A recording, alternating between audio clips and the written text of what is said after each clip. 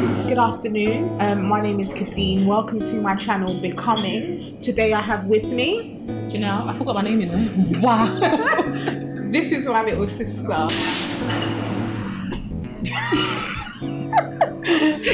I did not want to record today. I wasn't ready to record. Today is Wednesday, so I should have gotten up at 6. I should have prayed. I should have gone for a walk. I should have talked to Jesus, and I didn't do it. Let's just be 110% real. Sometimes you just don't want to do it.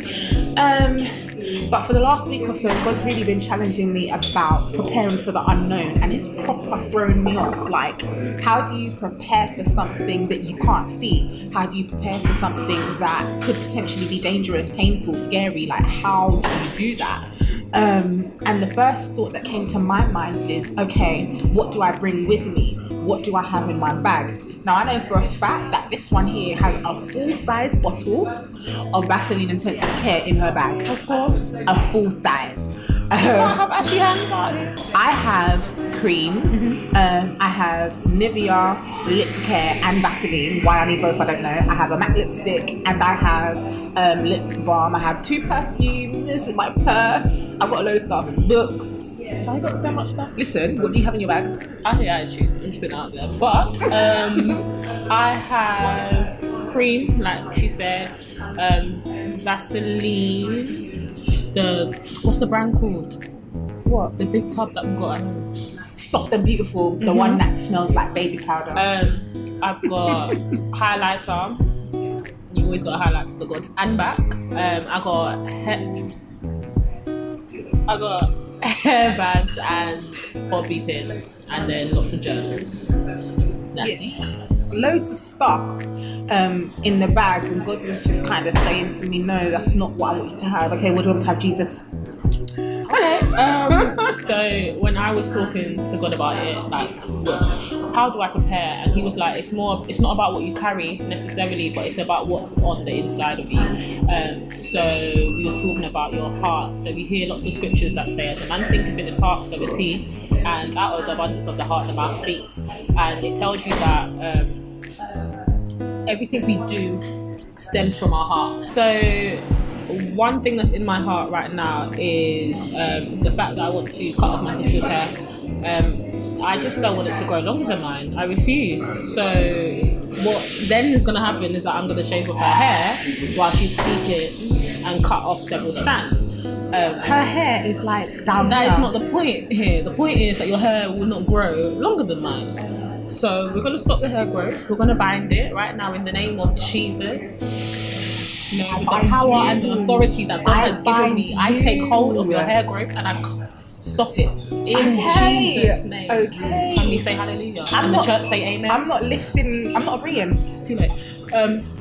So yeah, that's a silly example of what's in my heart, but what's in your heart that would stop you from getting to that place, that unknown place that God is taking you to? Wow. If I think about that, and if I'm honest with myself, it's what I want. What I want will get in the way. Like, if I'm honest with myself, what I want is in front of my heart. Like, that is what fills my heart. So sometimes when life doesn't look the way that I want, I find it difficult to connect to God. Wow. Yeah. I find it difficult. Yeah. So the scripture that comes to mind when you say that is, present yourself as a living sacrifice, holy and acceptable to God, for that is our reasonable service. We are supposed to die. Not just a pretty face. We are supposed to die to ourselves daily. And just using your example, because you haven't died to yourself and your wants and your desires, when God takes you to that place, you're gonna be there like Jesus ain't doing it, because your flesh is involved, rather than that one wasn't nice. Carry on. Sorry. Just because God's will is not at the forefront, it's more about your will. And this is not to like send shots to you, but all of us do it. I do. We say, God, if it's not about what I want to do, I ain't doing it. And that's one of our issues as humans, to be fair. So what God has actually been showing me, the more we have this discussion, is that preparing for the unknown is actually the power of adaptability, is the ability to be fluid. We talk about it all the time in my place of work. It's about the capacity to change. the capacity for individuals to change and families to change, and it's my job to assess their ability to do that and then to risk assess the situation if that can't happen. Do you know what I mean? So there is a process to adaptation. So you have like your comfort zone, which everyone knows what it is, and then you have your learning zone, which is a place that's like you know stuff and you're kind of familiar, but you don't actually know what to do there. Then you have your panic zone, which is where everything just feels chaotic. You don't actually know where you are. It's very uncomfortable. But in between the learning zone and the panic zone is a place called Zone of proximal development. You feel fancy now? If we think of two circles, we have a small circle and then we have a big circle. The small circle is the knowledge that we actually have and the skills that we actually have. And then the bigger circle is the knowledge that we could have or the skills that we could have. And for us to get there, we need somebody with greater knowledge than what we have in order to get there. So it's like we walk with that person to achieve that zone of proximal development. I'm lucky enough for the person that I walk with to be my sister. Do you know what I mean? I'm lucky enough to have that. Ooh, better get me. And sometimes she says that it's great that she has me to walk with because I'm a little bit older than her, so I've experienced a little bit more. But as you can see, just by meeting her, she has a lot of wisdom and knowledge herself. And sometimes you need somebody else's revelation on a topic for you to move through that zone of proximal development. We both, I shared with her, I said to her, okay, God is talking to me about preparing for the unknown, and God spoke to her about the heart. God's spoken to me about adaptability. Like sometimes you need somebody else and you need somebody else's revelation to be able to move forward. Both of them get you to the destination. Like your knowledge, my knowledge put together is what allows us to get there. Like without each other's piece, the puzzle wouldn't work. There we go.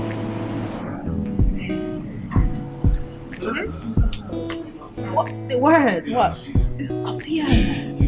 Advanced? Yeah, it's more advanced.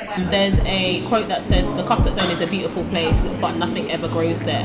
And if we stay in that place of comfort, we'll never reach full capacity. We'll never be able to adapt to that new place because we're okay with being there, which means we'll always be stagnant. So you need to ask yourself, who is your person? Who do you walk with? Who do you walk with? Am I walking alone? And if you are, who can you walk with? When thinking about preparing for the unknown, the last thing is about learning to be content in every single stage that you are at. When Paul wrote to the church of Philippi, he wrote back to them and he said, thanks for thinking about me, but man's good. Do you know what I mean? So just pause. Paul was good. He was ratchet. Man's good.